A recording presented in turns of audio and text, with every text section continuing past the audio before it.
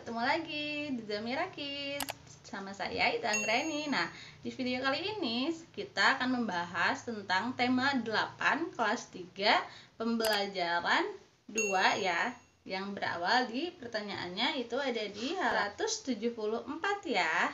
Nah, selamat menyaksikan. Kita perhatikan dulu denah di atas ini ya. Dan anak-anak harus membaca dulu ceritanya ya. Jangan cuman mau jawabannya aja. Nah, sudah?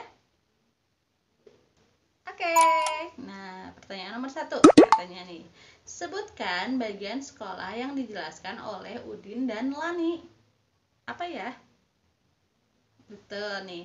Udin dan Lani bertugas menjelaskan bagian utara sekolah, yaitu gerbang sekolah dan taman hasil kerja siswa. Betul? Ya, dicatat ya. Nomor 2.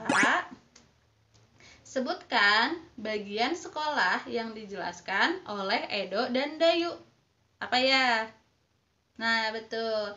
Edo dan Dayu bertugas menjelaskan bagian selatan sekolah, yaitu lapangan basket, kantin, dan pengelolaan sampah. Udah?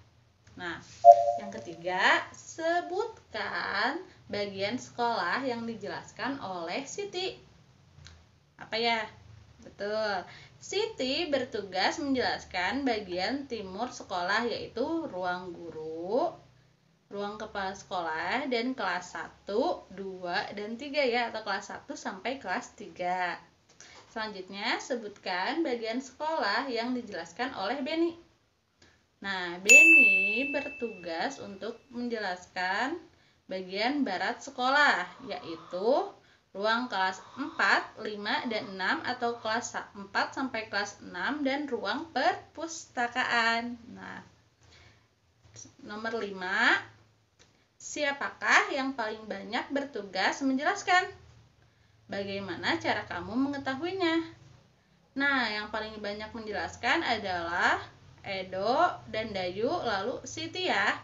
Kenapa? Karena mereka menjelaskan 3 bagian ya, 3 bagian masing-masingnya, yaitu Edo dan Dayu menjelaskan tadi lapangan basket, kantin, dan tempat pengelolaan sampah. Betul.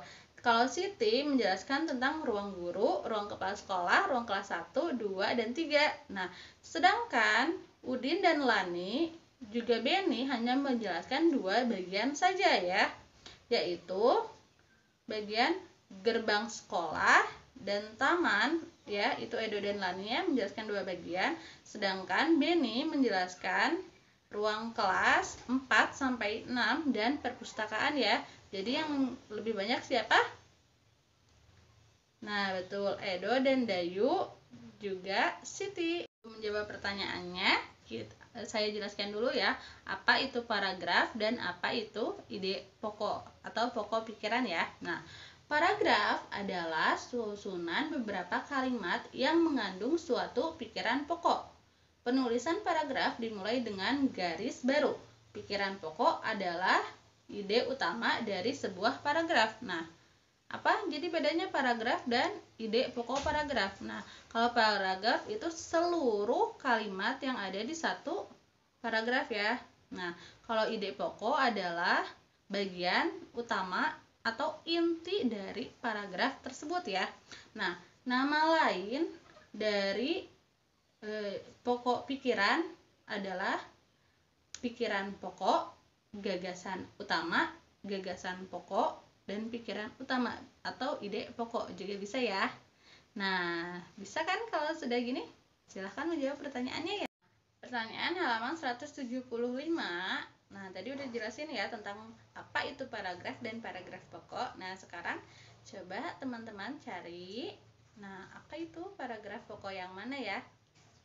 Nah, yang nomor 1 halaman 175.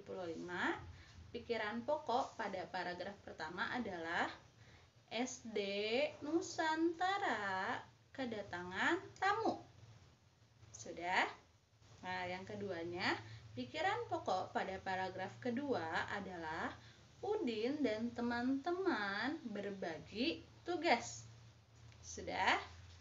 Nah, yang yang selanjutnya, pikiran pokok pada paragraf ketiga adalah Udin dan teman-teman bertugas dengan baik. Nah, yang keempat, pikiran pokok paragraf keempat adalah para juri memberikan pujian kepada Udin dan teman-temannya. Sudah? Nah, cobalah menulis gabungan pikiran pokok dari semua paragraf secara berurut katanya. Tinggal disatukan aja ya yang tadi ya, jadinya seperti ini ya. Nih. Lihat, SD Nusantara kedatangan tamu. Udin dan teman-teman berbagi tugas. Mereka bertugas dengan baik. Para juri memberikan pujian kepada mereka. Seperti itu ya, tinggal disatu-satuin saja. Kalau misalkan anak-anak atau teman-teman pakai bahasa sendiri juga boleh ya, biar lebih baik. Terima kasih. Terakhir di tema 8, subtema 4, pembelajaran 2, yaitu tuliskan sila yang sesuai dengan pernyataan katanya ya. Tuliskan bunyi dan lambang dari sila Pancasila yang sesuai. Yang pertama, pernyataannya katanya berdiskusi menentukan program. Kira-kira itu sila keberapa ya? Menurut channel Zamira Kids itu termasuk sila keempat yang berbunyi kerakyatan yang dipimpin oleh hikmat kebijaksanaan dalam permusyawaratan perwakilan yang dilambangkan oleh atau disimbolkan oleh kepala banteng. Nah, yang seperti ini ya. Nih, yang kedua, nih, bekerja sama mengerjakan tugas. Nah, ini pernyataannya. Kira-kira masuk ke sila berapa ya? Nah, masuknya ke sila 3, yaitu yang berbunyi Persatuan Indonesia yang dilambangkan oleh atau disimbolkan oleh pohon beringin seperti gambar di atas ya.